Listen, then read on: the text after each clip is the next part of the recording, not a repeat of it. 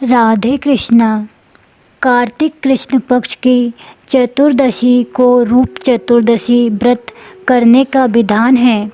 जैसा कि नाम से ही विदित है, यह रूप सौंदर्य को प्रदान करने वाला व्रत है। इस दिन को रूप चतुर्दशी व्रत या नरक चतुर्दशी भी कहते हैं। इस दिन प्रातःकाल सूर्योदय से पूर्व ही जागकर नित्य क्रियाकलापों को पूर्ण कर भक्त वत्सल विश्व रूप कृपा निधान अतुलित रूप सौंदर्य युक्त जगत नियंता माँ देवकी के हृदयेश्वर वसुदेव के प्राणेश्वर करोड़ों कामदेव की छवि को भी धूल धूसरित करने वाले करोड़ों करोड़ों सूर्य की आभा से भी आभावान भगवान श्री कृष्ण के चरणों में विधिवत संकल्प आदि क्रियाओं को करते हुए नवग्रह आदि देवों का पूजन कर योग योगेश्वर रूप बलगुण तेज सौंदर्य निधान मंगलों का भी मंगल करने वाले राधा रानी के प्रियतम यशोदा नंदन नंद के दुलारे भगवान गोविंद का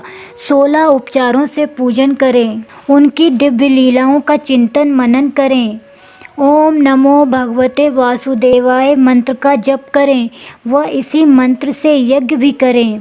अपने हृदय मन बुद्धि में दूसरों के प्रति शुद्ध विचार रखें। दूसरों की निंदा ना करें तो निश्चय ही ब्रज के रसिया रसिकों के रसिक लीला बिहारी रास बिहारी श्री हरि भगवान अच्युत निश्चय ही उसे अतुलनीय अद्भुत रूप प्रदान करते हैं। रूप चतुर्दशी या नरक चतुर्दशी के संदर्भ में एक सुंदर कथा इस प्रकार है। एक समय भारतवर्ष की पवित्र पावन धरा पर स्थित हिरण्यगर्भ नामक नगर में एक परम कृपालु दयालु एवं विकारों से रहित भगवत तत्व में लीन योगीराज रहते थे। उन्होंने अपने मन को एकाग्र करके एक समय सदा सर्वदा के लिए पुराण पुरुषोत्तम भगवान में लीन होना चाहा।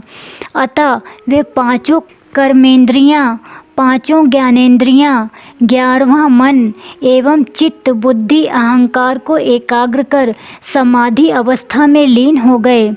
समाधिस्थ हुए अभी कुछ ही दिवस व्यतीत हुए थे कि उनके शरीर में प्रारब्ध वश कीड़े पड़ गए। बालों में छोटे छोटे कीड़ों ने अपना निवास बना लिया।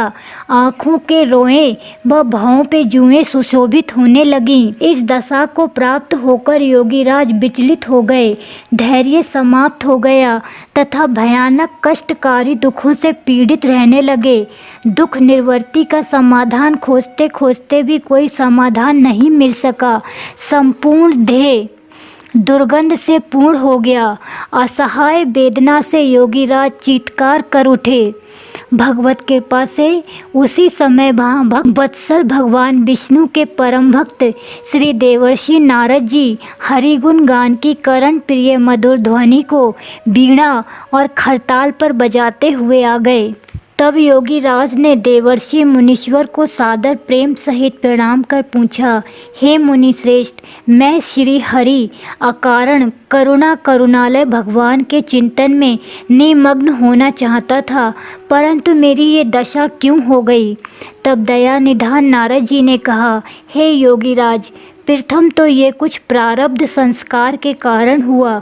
दूसरा, तुम चिंतन करना जानते हो परंतु देह आचार का पालन नहीं, इसी कारण तुम्हारी ये अशोभनीय दशा हुई है। तब दीनों पर दया करने वाले देवर्षि नारद जी से योगीराज ने पूछा, हे भगवान, देह आचार विचार का सर्वोत्तम साधन क्या है। इस पर भगवत चरणाबिंदु में लीन देवर्षि नारद बोले, योगीराज, देह आचार से अब तुम्हें कोई लाभ नहीं है। सर्वप्रथम तो मैं तुम्हें जो बताता हूँ उसे करना, फिर देह आचार के बारे में समयानुसार बताऊंगा।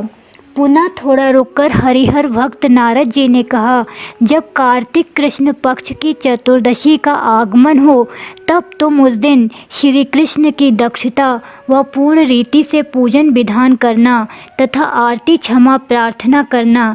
ऐसा करने से पूतना जैसी मायावी राक्षसी को भी अपना परम धाम प्रदान करने वाले जनार्दन भगवान तुम पर अवश्य कृपा करेंगे और तुम्हारा शरीर पहले जैसा ही स्वस्थ और रूपवान हो जाएगा।